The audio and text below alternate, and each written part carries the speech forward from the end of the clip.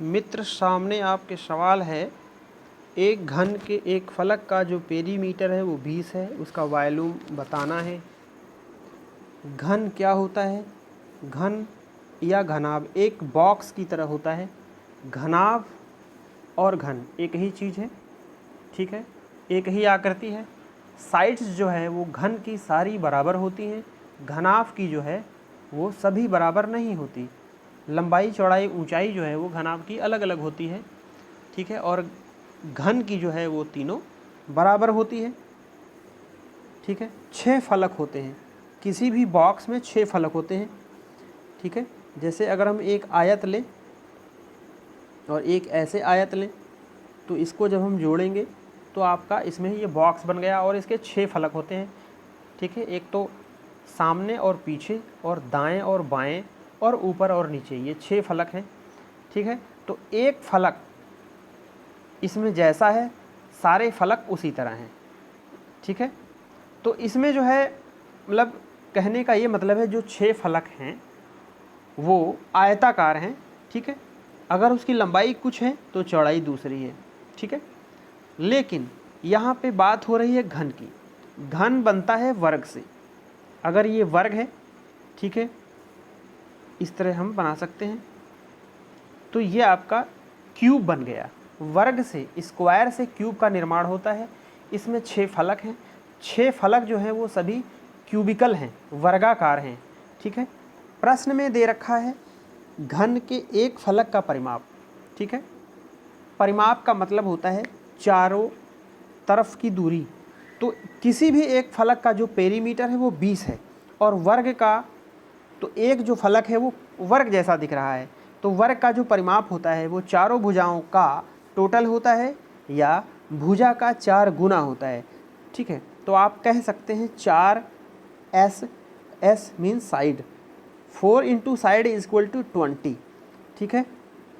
तो s जो है वो आपका 5 आ गया, ठीक है। भुजा जो है आपकी जो वर्ग है, जो 6 फलक हैं, तो उसमें से एक फलक की जो साइड आ गई वो 5 आ गई, तो ये वर्ग है, क्यूब है, ठीक है, सॉरी क्यूब है, ये घन है। तो घन की जो भुजाएं होती हैं, लंबाई, चौड़ाई, ऊंचाई, वो सारी बराबर होती हैं क्योंकि वो वर्ग से बनी होती हैं, क्योंकि वर्ग की भी भुजा बराबर होती है। तो घन की भी जो हाइट है, जो लंबाई है और जो चौड़ाई है, उसकी तीनों 5 हो जाएगी। अब पूछ रहा है कि वॉल्यूम क्या होगा। घन का जो वॉल्यूम होता है वो लंबाई गुणे चौड़ाई गुणे ऊंचाई होता है। लंबाई गुणे चौड़ाई, चौड़ाई भी लंबाई के बराबर है और ऊंचाई भी लंबाई के बराबर है, मतलब 5 गुणे 5 गुणे 5 आपका 125 आंसर हो जाएगा। अगले प्रश्न में कह रहा है एक घनाकार कमरे में फर्श का क्षेत्रफल 48 वर्ग मीटर है, ठीक है। तो ये भी उसी तरह का सवाल है। इसमें भी जो फर्श है वो घनाकार है, ठीक है। फर्श की लंबाई और चौड़ाई बराबर होगी, ठीक है, और उसकी ऊंचाई बोले तो गहराई जो है वो भी उतनी ही होगी, लेकिन यहाँ पर अभी गहराई से मतलब नहीं है। प्रश्न में कह रहा है जो फर्श है उसका क्षेत्रफल दिया हुआ है, ठीक है। तो फर्श का अगर क्षेत्रफल दिया हुआ है तो फर्श जो है वो होगा कैसा? फर्श होगा आपका वर्गाकार।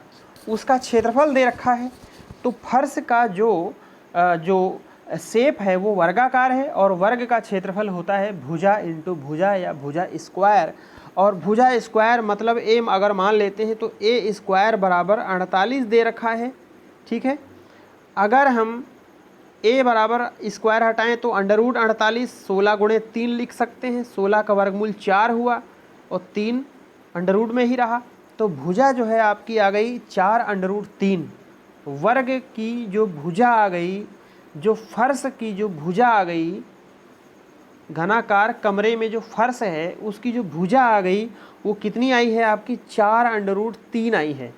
अब कह रहा है कि उस कमरे में कितनी लंबाई की सबसे बड़ी छड़ रखी जा सकती है। तो अगर कमरे में सबसे लंबाई की बात करें तो सबसे लंबाई जो है वो एक कोने से दूसरे कोने में रखी जाने वाली जो छड़ है वो सबसे लंबी होगी, ठीक है। उसको सीधा सीधा रखेंगे तो वो नहीं आएगी। जो विकर्ण में जो लंबाई होती है वो लंबाई अगर सीधे सीधे रखें तो वो नहीं होगी। तो सबसे लंबा जो पार्ट है वो विकर्ण का ही होता है। तो घन का जो विकर्ण का फार्मूला होता है वो होता है भुजा √3। भुजा को अगर हम √3 से गुणा कर दें तो किसी भी घन का जो है विकर्ण निकल आएगा, डायगोनल निकल आएगा। a√3 ये आपका डायगोनल का फार्मूला है घन का। a आपका आया है 4√3, आप यहाँ रख सकते हैं, और √3 पहले से है तो √3 और √3 की गुणा करेंगे तो रूट हट जाएगा। अगर दो अंडर रूट में संख्याएं हैं तो एक जैसी संख्याएं हैं तो रूट हट जाता है गुणा करने पर।